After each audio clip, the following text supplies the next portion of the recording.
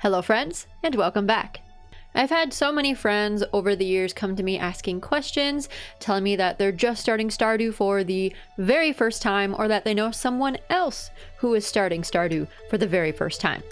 And while I have different individual videos that are aimed at beginners and places that they might get stuck or have questions about, I don't have a specific video that is meant to be a guide for brand new players to Stardew Valley. So I figured maybe it's time to make one. Now there is a lot of beginner guides out there, and there is no right or wrong way to play Stardew Valley.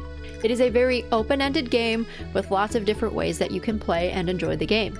This beginner's guide is personally what I do for brand new save files. It's not right or wrong. It's not better or worse than what other people have done. This is just what I do and the advice that I give to new players. So let's get started. Number 1, chop down trees and gather some wood.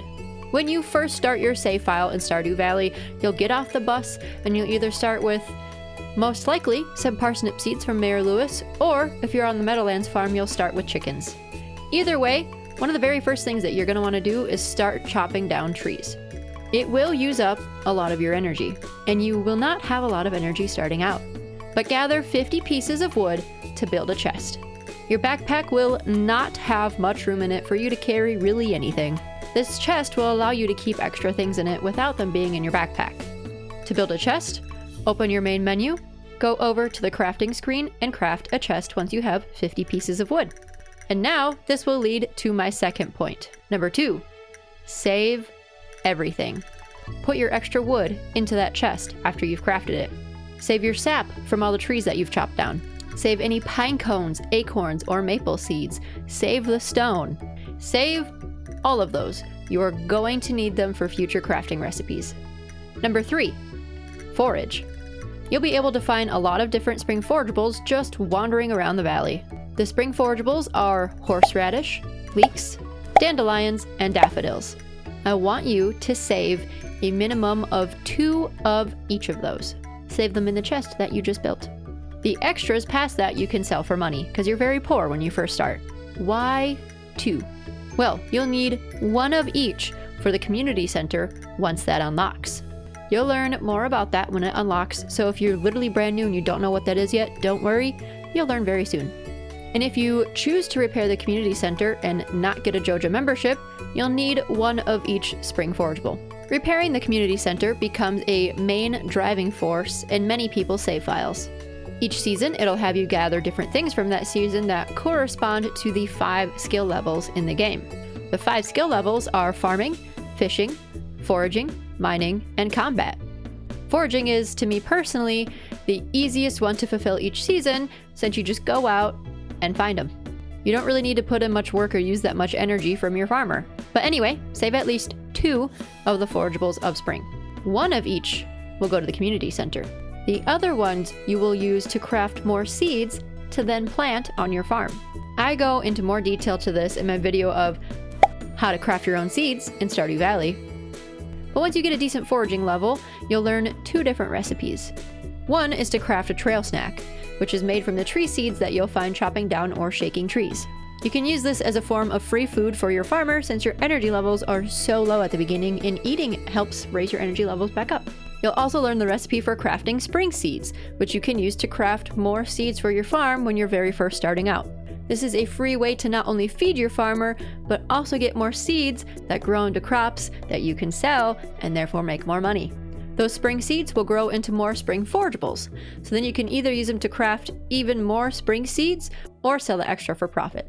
You are hella poor your first year in Stardew Valley. So buying seeds can be expensive, or you're literally just not even possible.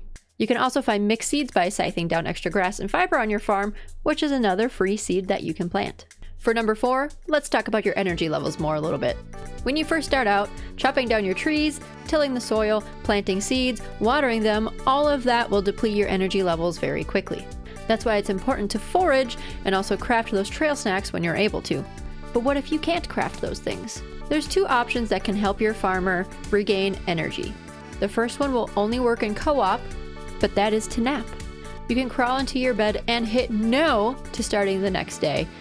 and your energy levels will slowly begin to increase as your farmer lays in bed. However, like I said, this only works in multiplayer. This does not work if you're playing alone. And it's very slow, but it works. If you found yourself in summer, you'll be able to go to the railroad area that is previously blocked in the spring. This railroad area becomes accessible after an earthquake clears the blocked pass of the 3rd of summer in the first year. As you wake up, a message will read, "There was an earthquake during the night." So now you will have access to the railroad area after you see that message. And by the railroad area is the spa. So now you can go to the spa and soak and regain your energy levels. Again, this isn't going to be available in spring, but it will be available in summer. 5. So what can we do if none of those options are available? Our energy's depleted and we can't find forageables, we can't afford food, we can't nap, we can't craft snacks, and we can't go to the spa yet. There are still productive things that you can do with no energy. You can use your scythe to swipe down different grass and fibers. Using your scythe does not use energy. You can swipe away grass and fiber and gather materials and mix seeds while you're doing that. Just don't plant them, because planting seeds will use up energy. You can also go talk to people in town. One of the first quests that you'll receive is to meet everyone in town. What I do when I start a save file is I'll spend the morning chopping down a bunch of trees and watering my crops, and once I get to a point where my farmer is too tired to do anything else, I will go into town and start talking to people. Talking to people will help move the story along to open up different quests for you in the game.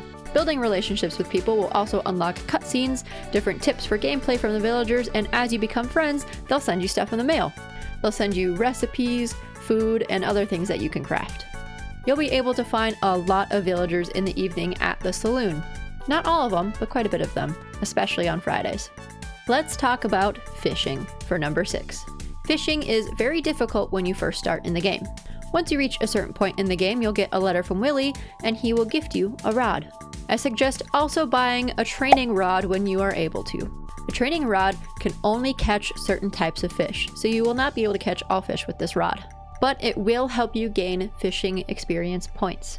The higher your fishing level, the larger that little green bar on the minigame is. As your fishing level increases, you will also be able to unlock better fishing rods, which also make fishing easier. Selling fish is also a great way to make money early in the game. We touched on it earlier, but for number 7, let's talk a little bit more about the community center. You'll get a quest from Lewis after meeting enough people in town to go check out the rat problem at the community center.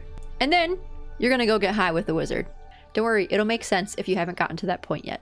We mentioned it earlier and how the bundles correspond to different skill levels within the game. Farming, foraging, fishing, mining, and combat. There will be certain things from each season that you'll need for the community center once you have it unlocked. There's an easy way to check if you needed it or not. Once you've unlocked all of the community center bundles, an easy trick to know whether or not you need something is to open your main menu, hover over the item in question. If the community center tile to the right pulses, you should save that item because you need it for the community center. If you hover over an item and that community center tile does not pulse, you do not need it for the community center and it is safe to sell. For number 8, we will also touch on the mines quickly. At some point in the start of your new save file, you'll get a letter from Joja stating that the rebel has been cleared, and Marlin will ask you to meet him over at the mines. You'll start out with a rusty sword, and much like your other tools, it's not the greatest thing in the world. In the mines, you'll be able to get stone, ore, and other artifacts.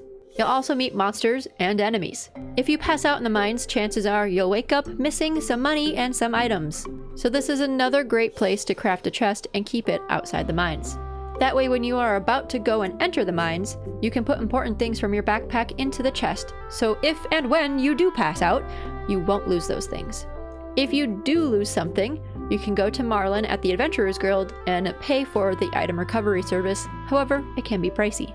Putting things in a chest can also clear up space in your backpack, which as we all know, holds hardly anything when you first start out in the game. I suggest bringing different forage fruits and vegetables with you to eat in the mines, or that trail snack that we talked about earlier that you can craft from tree seeds. You'll need these to keep your energy and your health levels up in the mines as you break stone and fight off enemies. The deeper you go in the mines, the more difficult they will be, but the higher quality tools you'll be able to find.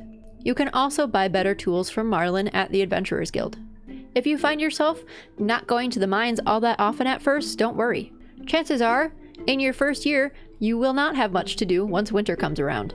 Winter, in my first year of a new save file, is when I spend the most time in the mines working on going deeper, because you don't really have any crops to tend to. You can also check out my video, Things to Do in Winter in Stardew Valley, for more ideas of what you can do in the middle of winter.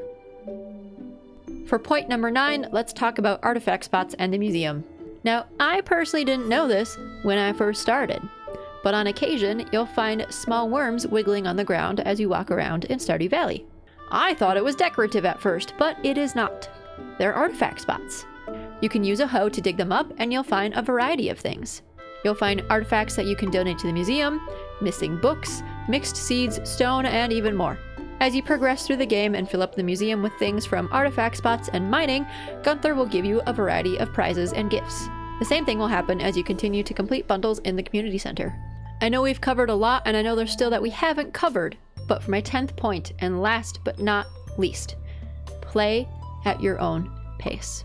Some people rush to complete everything in the community center and museum as fast as they can. If that's not you, that's okay. You don't need to complete the community center in year 1. If you like to play slowly, then play slowly. I know that's what I do. I want to enjoy my gameplay and not feel stressed or rushed. Real life does that enough for me. I don't need that to be in Stardew Valley as well. And like I said, there's plenty we still didn't cover in this video, like community requests and festivals and farm animals, but I don't want anyone to feel overwhelmed if you've literally started a save file for the very first time and everything just kind of feels like a lot. You'll learn those things as you play more in the game. If you do have questions about those things, absolutely feel free to comment them below or join my Discord server and you can message me there. There's also a lot of other people in the Discord server that also play Stardew. If you found this video helpful, please be sure to like, comment, and subscribe. Keep up with me on all of my social media channels. I'm the Anime Athlete everywhere: TikTok, Instagram, Blue Sky, you name it.